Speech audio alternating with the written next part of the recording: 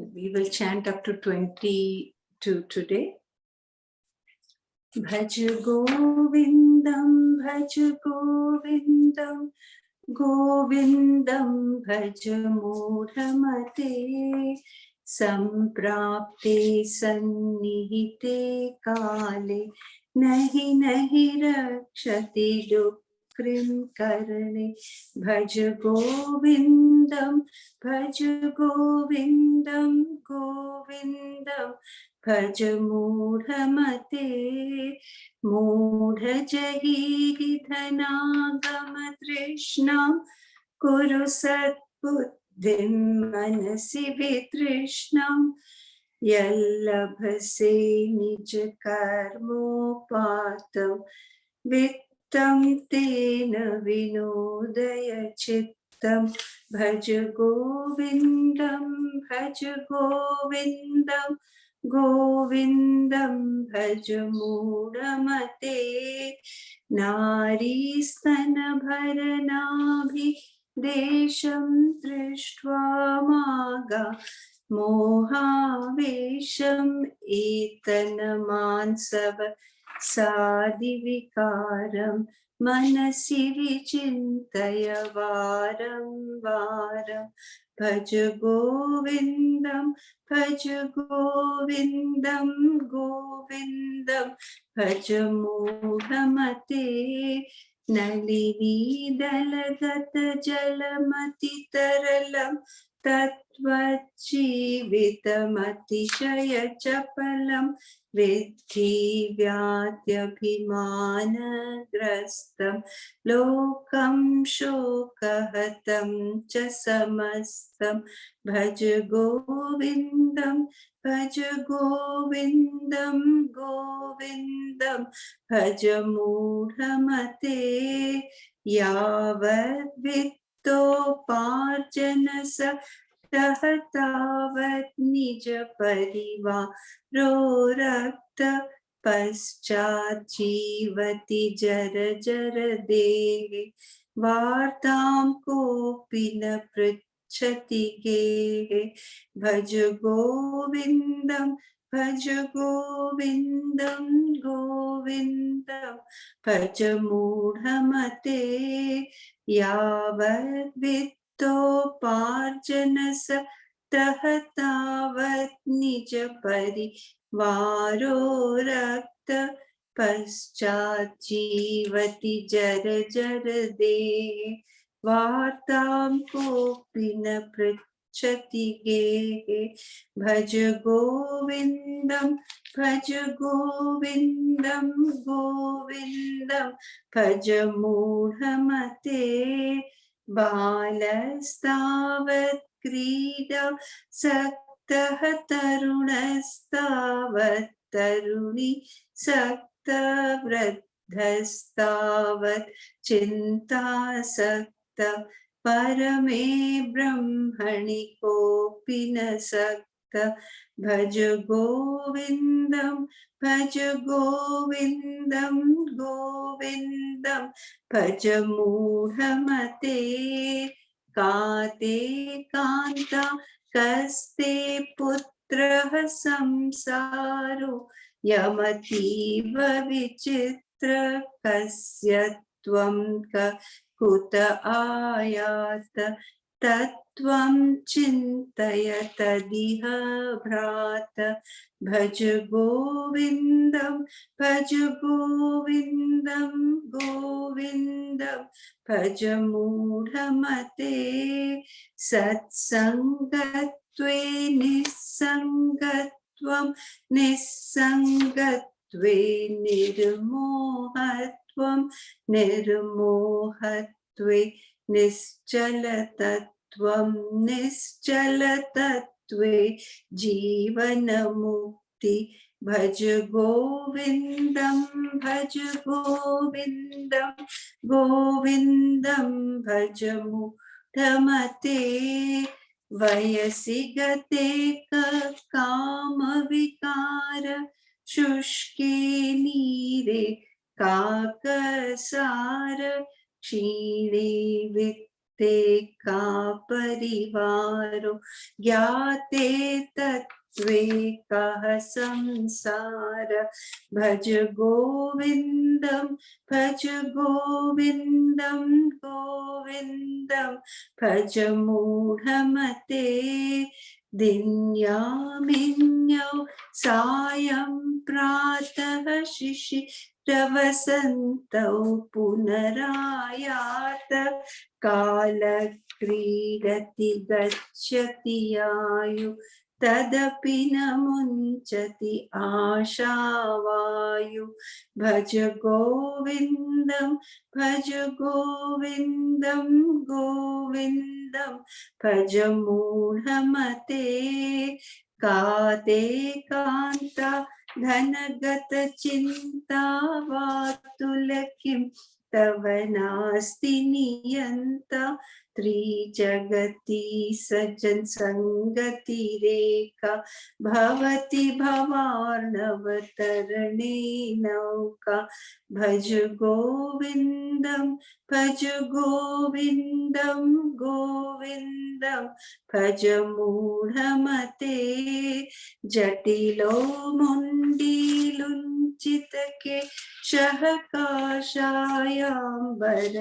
बहुकृतवेश पश्यन्नपि च न पश्यति मूढो उदरनिमित्तं बहुकृतवेश भज गोविन्दं भज गोविन्दं गोविन्दं भज मूढमते अङ्गं गलितं फलितं मुण्डं दशनविहीनं जातं तुण्डं वृद्धो याति गृहीत्वा दण्डं तदपि न मुञ्चति आशापिण्डं भज गोविन्दं भज गोविन्दं गोविन्दं भज मूढमते अग्रे बन्ही पृष्ठे भानुरात्रो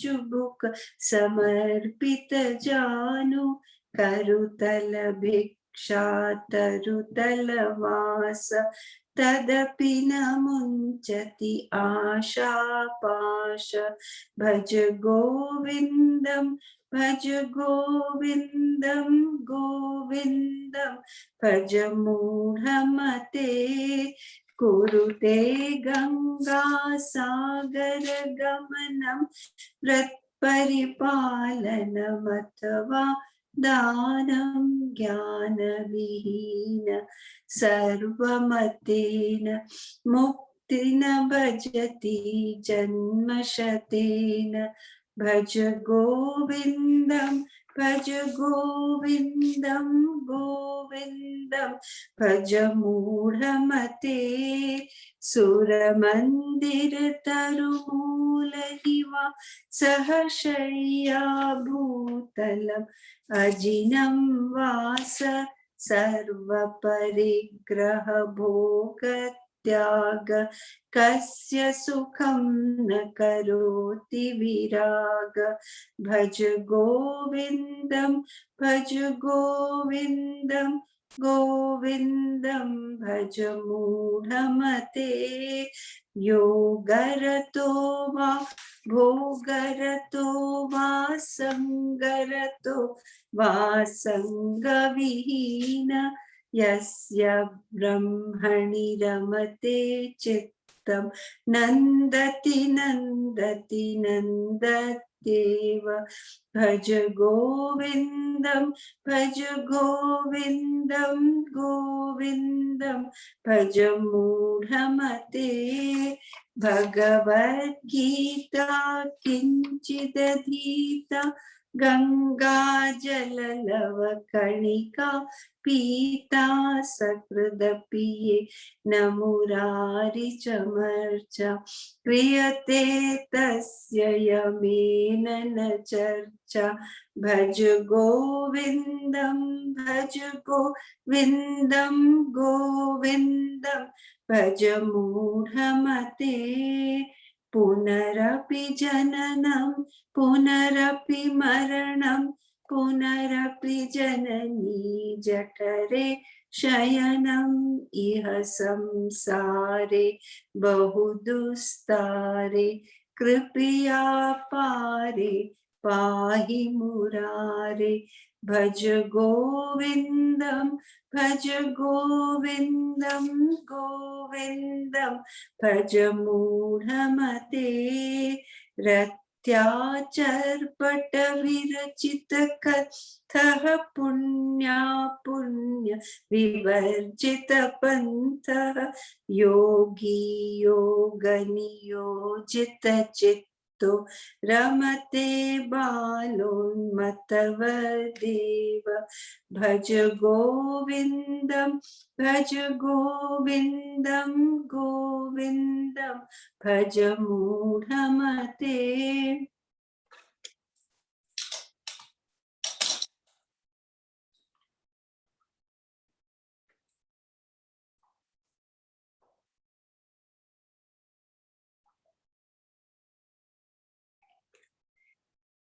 So last week we saw verse number 21, which was Punarapi Jananam, Punarapi Maranam, Punarapi Janani Jathare Shayanam, Iha Samsare Bahudustare, Kripiya Pare Pahi Murare. It is a prayer, an ardent prayer by a seeker who wants to overcome this cycle of change. Death and birth and death are nothing but a cycle of change, we had said. And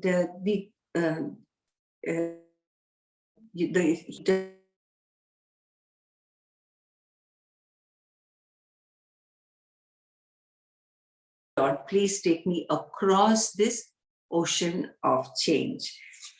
Now, this verse number 21 describes the state of a person who has reached the state of changelessness, the state of a yogi. So this person wears clothes that are made, Rathya Charpata Virachita Kantha. So pieces of old cloth that are picked up from the streets and they are sewn together. Now, in India, we have Godari, it is pieces of fabric are brought together in a simple running stitch, and they make like a quilt out of it, and that is called a godari. This person wears clothes that are made by putting pieces of fabrics that are picked up. And I mean, here we don't have to take this literally. What he is trying to point out here is that the person has minimum requirements, just enough to survive. He does not need anything special or for himself or herself, of course. So clothes are required to cover the body, and he can, take pieces of fabric that are found on the street, sew them together, virachita kantaha. So this word kantaha is, a godari or a shawl, but that also because it came from that particular stitch, we have the famous Kantha stitch today, the embroidery that we can buy, particularly in Calcutta. Shanti Niketan had made that very popular. So this yogi has minimum requirements. He wears clothes that are made out of fabric, pieces of fabrics that are discarded, which nobody needs. He is able to use them, or she is able to use them. Then he who walks the path which is beyond merit and demerit. Punya, which is merit, and papa literally means sins. So he walks the path which is beyond merits and sins, and his or her mind, of course, is in perfect yoga with its goal, and this person revels and lives thereafter. It's totally reveling in that union, in that state of union, and he is either very childlike or you can say to the rest, he's, as if intoxicated or a mad person. This has to be really understood to appreciate the beautiful verse, but we do need to appreciate it. So this person has minimum requirements, and he does not perform actions that are directed by whether this action is sinful or whether it is meritorious. To understand that, even in the introduction, we had said about the different levels or stages that an individual goes through in life. The very first state is pamara, is somebody who is constantly seeking sense gratification, an indulgent person. And this person does, the pressure for gratification is so much within this person that the person is not even able to think whether he is moving towards his indulgence in a right way or a wrong way, whether it will hurt others. No care for what the type of action is. The only focus is to indulge. The second type is a vishayi, or a person who also likes to indulge or enjoy sense objects, is the right way of putting it. But this person is a little more sensitive and is aware of doing it righteously. So this pamara does not care about how all is fair. As long as I get what I want, the means do not matter. It is the goal that is the objective. For a vishayi, the goal is very important, the goal to enjoy.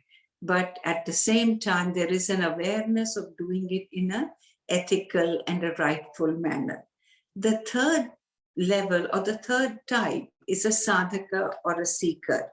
This person goes beyond indulgence, is fully aware that, the senses, if I continue to indulge, they will enslave me.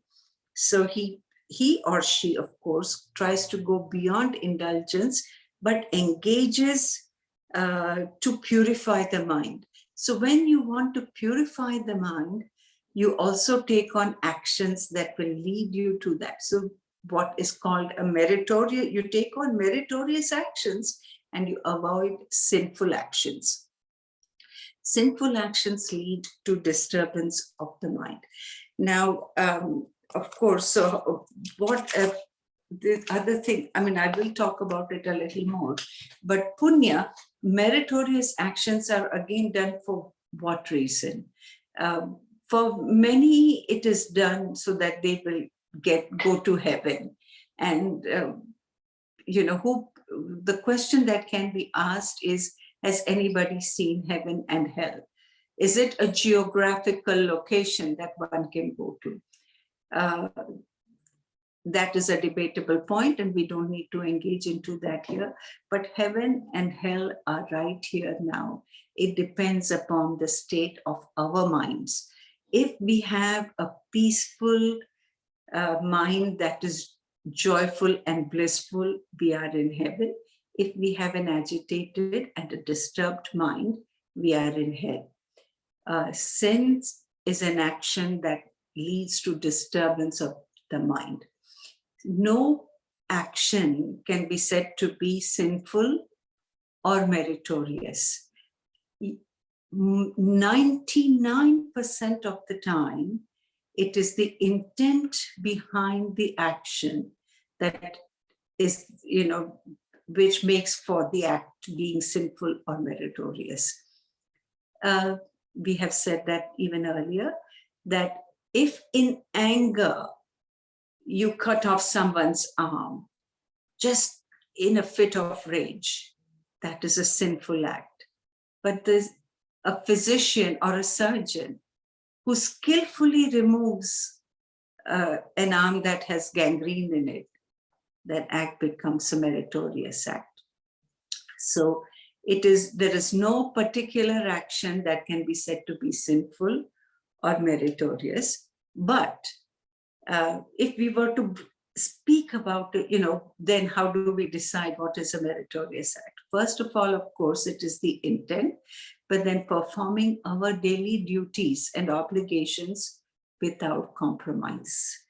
Then there are special acts like charity, helping others. Then there are spiritual practices. Some are, subtler than others. The ritualistic worship that we perform, that is, that helps calm the mind.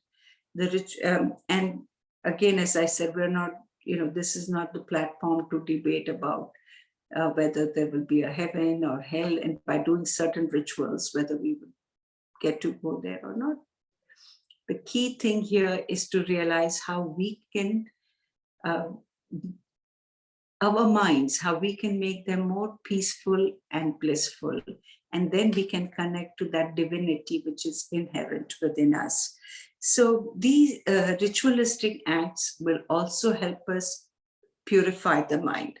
Now, subtler the practice, the greater is the benefit. So if you do the ritualistic worship and chant the name at the time, yes, there is merit to it. But japa, which is done mentally, manasik japa, that is even subtler. And subtler than that is meditation. So all these acts, the seeker undertakes, a sadhak undertakes, and avoids all the papas or sinful acts. Why? Because they want to purify their mind. The Lord is not an accountant who sits there and says, you have done good acts, you will get these results. You have done bad acts, you will go to hell or heaven. No, the Lord has put the laws in place, and the laws will work without fail. These are the laws of inner being, just as there are laws outside, the laws of gravity, the laws that set the earth in its motion, all these laws that keep this place, that keep this creation in its motion, and everything functions without fail, with mathematic precision. These are exactly the same laws for the inner being. And so once we recognize that these laws will work, it gives us immense confidence in working correctly and moving in the right direction. So meritorious deeds are often undertaken for two purposes. One, of course, as I said, is to enjoy more and more, and then, of course, to go in heaven. And the other is done with a nishkama bhava, to purify the mind, with not wanting something in return, but just the only objective is to purify the mind. And for that, of course, satsang, as we had seen in verse 9, is what will help us, will keep us focused and lead us to that state. So for a seeker, punya is for purification, and in that the difference is the seeker gives up doership. I am doing the act. The seeker sees himself or herself as an instrument of the divine. And how does this happen? When you work for a large organization, no matter what you don't do it for yourself. You do it for that organization. Similarly, all the acts that you undertake to serve the divine. You see that this is the creation of the divine, and through all your actions, you are serving the divine. So if you are doing all your obligatory duties, you are doing it in that attitude of service, and that is what will lead. Not for any results, not that my children will be happy with me, not that my children will care for me in old age. They have to do their duty. That is up to them. I will do where I am, what I have to do. What the outcome is, that is the prasad of the divine. So when we work in that way, all actions, as we had said probably earlier too, that give results. There are two types of results of each action. One is what we see, drishtafal, the seen result. If I am caring for an elderly person, I see that person is being cared for well or not as well as they should be, depending on what I'm doing. However, there is another action, another result of the action, and that is it leaves an impression in my mind. And this impression will lead to further doing of the action or avoiding of the action. And this will keep me in the cycle. So when we continue to do the action as I'm not the doer, I'm only an instrument, the results of the action, the impressions are not left behind in the mind. So that way, the mind gets purified and one reaches this. So to the yogi, he doesn't do actions because they are sinful or because they are meritorious. He is just an instrument of the divine. Then, the prayer of Saint Francis of Assisi, "Oh Lord, make me an instrument of thy peace. Where there is hatred, let me sow love." That, and one starts living it. It just flows. One does not have to live it consciously. That is who the person becomes. So to this person, this yogi, yoga niyojita chitto, his mind is fully united. Yoga means to be united. He and the divine are one. He's the instrument. So what is that state of yoga? In 3 verses in the Bhagavad Gita, Krishna has described it very beautifully. Tam vidyat dukkha samyoga viyoga yoga tam vidyat yoga sangitam. Know that dissociation from all sorrow is yoga. So this person is never sorrowful, always blissful. Why is this person always blissful? Samatvam yoga uchyate. That is from the 2nd chapter. Equanimity, equipoise is yoga. And yoga karmasu kaushalam. Dexterity, skill in action is yoga. So when the mind is peaceful, when the mind is quiet, then such a mind is very skillful in action, acts with dexterity. The results of those actions are not in our hands, and that person is never sorrowful. So Gurudev used to say, refusing to be miserable is spirituality. That is true spirituality based on the definition of yoga. So this yogi is childlike or like a crazy person. In their responses, they are like a child. Why is like a child? If a child does not like something about you, say, you don't look very nice today. The child doesn't think whether it is proper or improper to say, but says just what is in their heart. And they will say, I hate you, I don't like you. And the next minute, whatever was, what had disturbed them or annoyed them with you, you are the best person, I love you. And so simple, they don't hold the grudge or nothing. They live in the moment. So these yogis are like that. They live in the moment. And the other thing here he said is they are crazy or like mad people. Why is crazy or like mad people? Our ideas of reality. When we talk about someone who is crazy, what do we mean? They do not see or perceive reality as we perceive it. Their perception is, we call it, maybe they are hallucinating or perceiving it differently. These people are in a different state of reality. They are in a state of oneness. So their state of reality does not match our state of reality. So we think they are crazy. In fact, they have, they are seeing reality as it should be. We are not yet there. But our experience of them then becomes that they are crazy.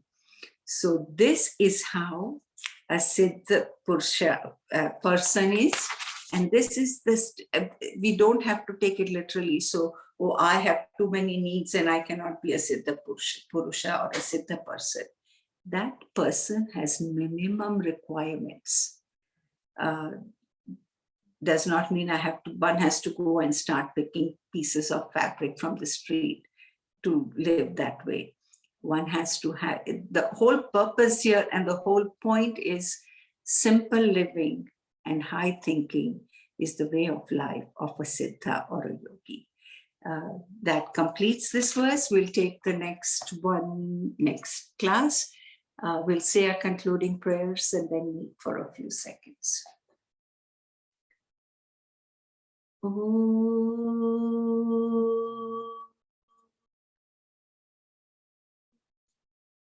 Sarve bhavantu sukhinah, sarve santu niramayah, sarve bhadrani pashyantu, ma kaschid dukkha bhag bhavet.